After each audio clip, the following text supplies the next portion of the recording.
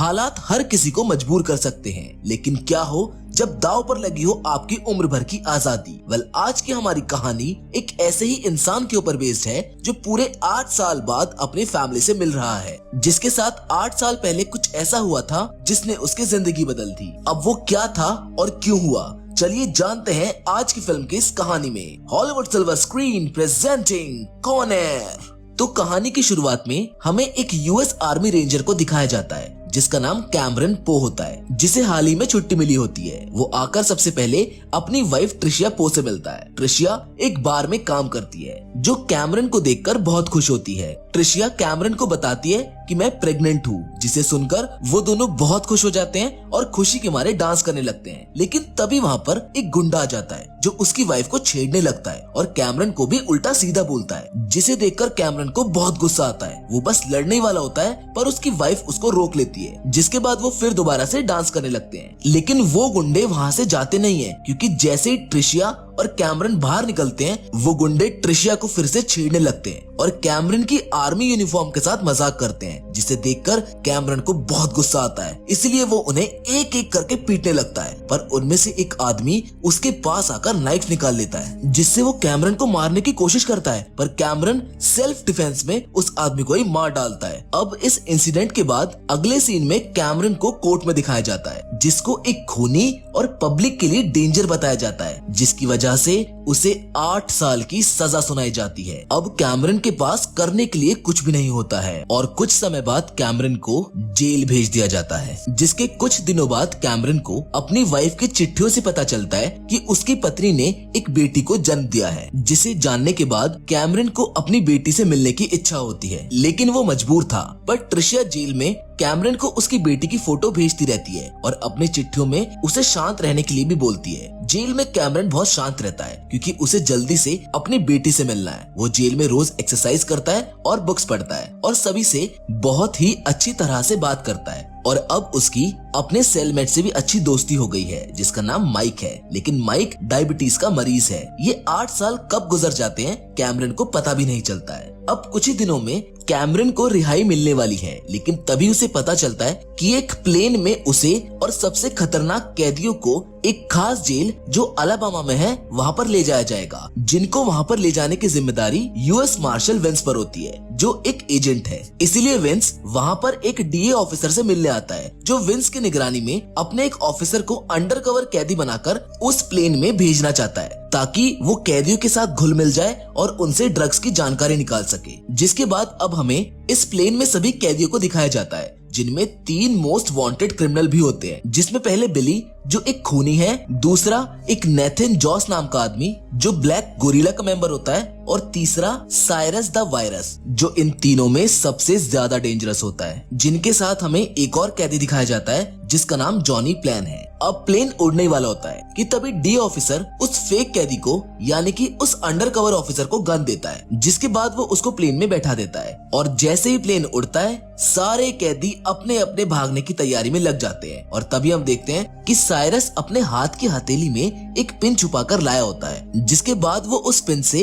अपने हाथों की हथकड़ियों को खोल लेता है। वहीं एक दूसरा कैदी अपने मुंह में से केरोसिन और माचिस निकालकर अपने साइड वाले कैदी को ही जला देता है, जिसको देखकर प्लेन का गार्ड उनकी हेल्प करने के लिए आता है, लेकिन वो उसको पकड़ लेते हैं और इस तरह सारे कैदी पूरे प्लेन पर कब्जा कर लेते हैं। जिसके बाद जॉनी प्लान गार्ड बिशप को देखता है और उसके साथ गलत करने की कोशिश करता है, लेकिन तभी वहाँ पर कैमरन आ जाता है जो उसको रोक देता है। जिसके बाद हम देखते हैं कि एक कैदी बोलता है कि जल्द ही ये प्लेन रुकने वाला है, क्योंकि प्लेन से 6 कैदियों को पास वाली जेल में भेजना है, जिनमें से एक कैमरन भी होता है। और वो सारे क्रिमिनल्स कुछ भी गलत नहीं शो करना चाहते थे ताकि किसी को पता ना चले कि प्लेन को हाईजैक कर लिया गया है। तभी एक कैदी साइरस के आदमी के सर पर गन लगा देता है, जो वही डीए का अंडरकवर ऑफिसर है। कैमरन पूरी कोशिश करता है कि वो अपनी गन नीचे कर ले, पर वो नहीं मानता है, जिसके ऊपर साइरस गोली चला देता है और वो मारा जाता है। जिसके बाद पता चलता है कि जिन 6 कैदियों को उतारना है उनमें से 3 कैदियों की तो मौत हो चुकी है। इसीलिए साइरस 3 कैदियों को वॉलंटियर्स के लिए बुलाता है जो उसी के आदमी है, और उन 6 कैदियों में से एक कैमरन भी होता है। लेकिन तभी कैमरन को पता चलता है कि उसके दोस्त माइक की डायबिटीज की दवाई खत्म हो गई है और वो 2 घंटे के बाद मरने वाला है। इसलिए कैमरन साइरस से झूठ बोलता है कि उसकी 15 साल की कैद अभी भी बची हुई है और वो नीचे उतरना नहीं चाहता है। साइरस ये मान जाता है और उसे पीछे गार्ड की यूनिफॉर्म निकालने के लिए बोलता है, जहाँ कैमरन को एक टेप रिकॉर्डर मिलता है जिसको वो उसी एक कैदी की जेब में डाल देता है ताकि जब पुलिस को टेप रिकॉर्डर मिले तो उन्हें पता चल जाए कि प्लेन में कुछ गड़बड़ है।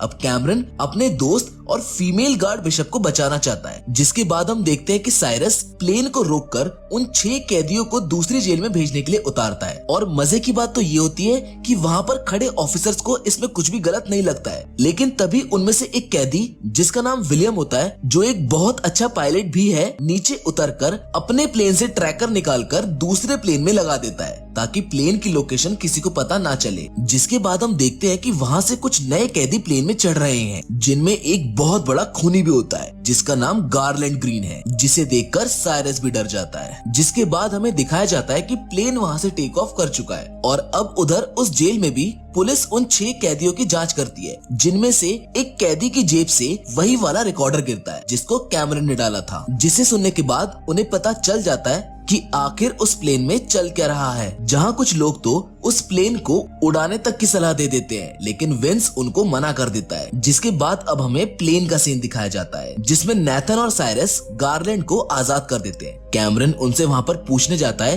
कि हम कहाँ जा रहे हैं और आगे क्या करना है। जिसके बाद साइरस बोलता है कि हम ये देश छोड़ देंगे और पूरी जिंदगी आजादी से जिएंगे। जिसे जानने के बाद कैमरन अपनी सीट पर जाकर बैठ जाता है, जहां वो देखता है कि माइक की हालत अब बहुत ज्यादा खराब हो चुकी है और अगर अब सही समय पर माइक को उसका इंसुलिन शॉट नहीं मिला तो वो मारा जाएगा। जिसके बाद कैमरन का ध्यान गारलैंड पर पड़ता है जो उसे और माइक को घूर रहा होता है। जिसके बाद साइरस को प्लेन में कुछ खराबी का पता चलता है और वो नेथन से बोलता है कि शायद लैंडिंग गियर में कुछ दिक्कत है, तुम्हें बाहर जाकर देखना होगा। पर नेथन अकेला नहीं जाना चाहता था, इसीलिए वो अपने साथ कैमरन को ले जाता है, जहाँ जाने पर उन दोनों को पता चलता है कि लैंडिंग गियर में किसी की डेड बॉडी फंसी हुई है। नेथन कैमरन को उस बॉडी को फेंकने को कहता है और कैमरन उस बॉडी के ऊपर कुछ लिखकर उसे नीचे फेंक देता है ताकि प्लेन की लोकेशन का पता लगाया जा सके। जिसके बाद हम देखते हैं कि वो बॉडी सीधा आसमान से एक कार के ऊपर जाकर गिरती है। जिसके बाद एक बार फिर से बिली को दिखाया जाता है, जिसको धीरे धीरे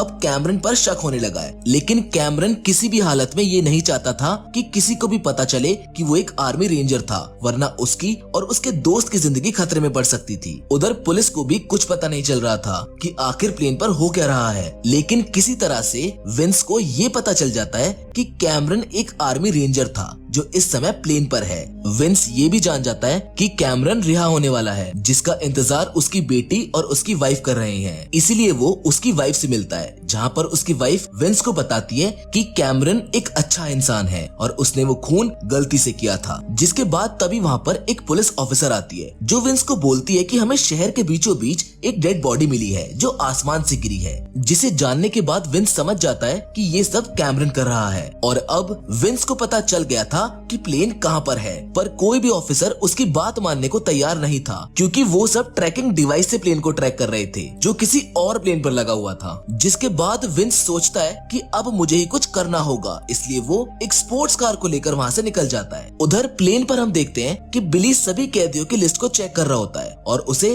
कैमरन की लिस्ट से ये पता चल जाता है कि वो एक आर्मी रेंजर है जिसने अपना नाम गलत बताया है। बिली ये सब चेक ही कर रहा होता है कि तभी वहाँ पर कैमरन आ जाता है और वो देखता है कि जो गिफ्ट उसने अपनी बेटी के लिए लिया है वो उसके हाथ में है और वो शायद साइरस को सब कुछ बताने जा रहा है। इसलिए कैमरन बिली को रोकने की कोशिश करता है, जिसकी वजह से उन दोनों के बीच में हाथापाई होती है और उस हाथापाई में कैमरन बिली को मार देता है। इन सभी के बीच में वो प्लेन एक जंक यार्ड में लैंड होता है, पर लैंडिंग सही ना होने की वजह से प्लेन थोड़ा सा डैमेज हो जाता है। उधर नेथन सभी गार्ड्स को बाहर निकालकर गोली मारने वाला होता है, लेकिन कैमरन उसे रोक लेता है और बोलता है कि ये सभी आगे हमें बहुत काम आएंगे और हमें इन चीजों को छोड़कर प्लेन को सही करने के बारे में सोचना होगा। साइरस कैमरन की बात से सहमत होता है और फिर सभी कैदी प्लेन को ठीक करने में लग जाते हैं। लेकिन तभी कैमरन पेट्रोल को ढूंढने के बहाने से वहाँ से चला जाता है ताकि वो किसी से बात कर सके। वहाँ पर उसे एक जगह पर कुछ गुंडे मिलते हैं जो उसे मारने की कोशिश करते हैं। कैमरन उनसे लड़ ही रहा होता है कि तभी विंस वहां पर आकर कैमरन को बचा लेता है, पर अब कैमरन विंस पर ही बंदूक तान देता है क्योंकि उसे उस पर भरोसा नहीं है।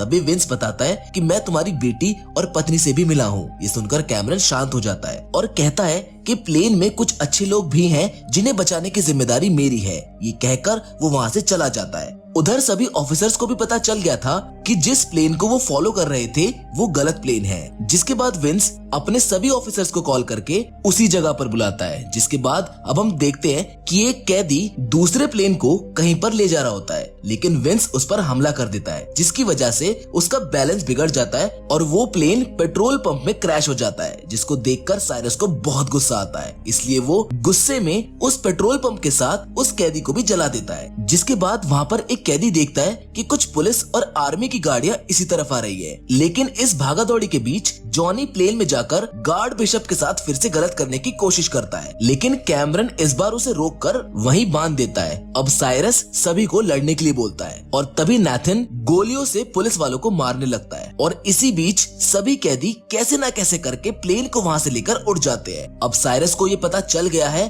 कि हमारे बीच कोई खबरी है जो हमारी लोकेशन को पुलिस को बता रहा है और अगर वो खबरी अब बाहर नहीं आया तो मैं गार्ड बिशप को मार दूंगा। जिसके बाद हम देखते हैं कि कैमरन का दोस्त माइक झूठ बोलता है कि वो मैं हूँ और साइरस उसे गोली मार देता है, लेकिन वो मरता नहीं है। कैमरन उसको बोलता है कि मैं तुम्हें बचा लूंगा। अब कैमरन धीरे धीरे साइरस के सभी आदमियों को मारने लगता है और तभी वहाँ पर उन्हें दो प्लेन दिखते हैं जो कि उन पर हमला करने लगते हैं, जिनमें विंस और कुछ ऑफिसर्स हैं। कैमरन कम्युनिकेशन रूम में जाकर विंस से बात करने की कोशिश करता है और उसको बोलता है कि मैं धीरे धीरे करके प्लेन को अपने कंट्रोल में ले लूंगा, तुम हमला मत करो। विंस ये बात अपने ऑफिसर्स को बताता है, लेकिन वो उसकी बात नहीं मानते हैं और हमला करते रहते हैं। जिसके बाद मजबूरन विंस को उन्हें बताना पड़ता है कि मेरा एक आदमी प्लेन में है जो मेरी हेल्प कर रहा है, जिसे सुनकर पुलिस वाले गोली चलाना बंद कर देते हैं। लेकिन तब तक बहुत देर हो चुकी होती है क्योंकि प्लेन काफी बुरी तरह डैमेज हो गया था जो बस अब गिरने ही वाला था। इसलिए उन्हें ना चाहते हुए भी उस प्लेन को लास वेगस के बीच में लैंड कराना पड़ता है। जिसके बाद हम देखते हैं कि साइरस वहां से एक फायर ब्रिगेड के ट्रक को लेकर भाग रहा होता है, लेकिन तभी विंस और कैमरन उसे देख लेते हैं जो अपनी बाइक से उसका पीछा करते हैं। तभी कैमरन अपनी बाइक की स्पीड बढ़ाकर उसको ट्रक पर चढ़ा देता है, जहां उसका सामना नाथन जोन्स से होता है जो उसे मारने की कोशिश करता है, पर कैमरन उस ट्रक में ब्लास्ट कर देता है और खुद ट्रक से कूद जाता है, जिस वजह से वो ट्रक पलट जाता है और ट्रक में मौजूद सभी लोगों की मौत हो जाती है। जिसके बाद कैमरन राहत की सांस लेता है, लेकिन तभी वो वहाँ पर ट्रिशिया और अपनी बेटी को देखता है जिसको वो पहली बार देख रहा था। कैमरन उन दोनों को देखकर बहुत खुश होता है और सोचता है कि आखिरकार मैं अपने परिवार के पास आ ही गया। जिसके बाद हम पुलिस वालों को देखते हैं जो सभी कैदियों को पकड़ लेते हैं और कैमरन को रिहा कर देते हैं। और देखने से तो ऐसा लगता है जैसे इस कहानी की यहाँ पर हैप्पी एंडिंग हो गई, लेकिन फिल्म यहाँ पर खत्म नहीं होती है क्योंकि आखिरी सीन में हमें गारलैंड को दिखाया जाता है जो एक कसिनो में बैठकर गेम खेल रहा होता है। और इसी के साथ ये फिल्म यहाँ पर खत्म हो जाती है। उम्मीद करते हैं कि आपको इस फिल्म की कहानी पसंद आई होगी। बाकी ऐसी और भी इंटरेस्टिंग स्टोरीज आपको हमारे चैनल पर देखने के लिए मिल जाएगी। पर फिलहाल तो आज की वीडियो में बस इतना ही, लेकिन हम फिर से जरूर मिलेंगे एक और नई इंटरेस्टिंग कहानी के साथ। पर तब तक के लिए धन्यवाद।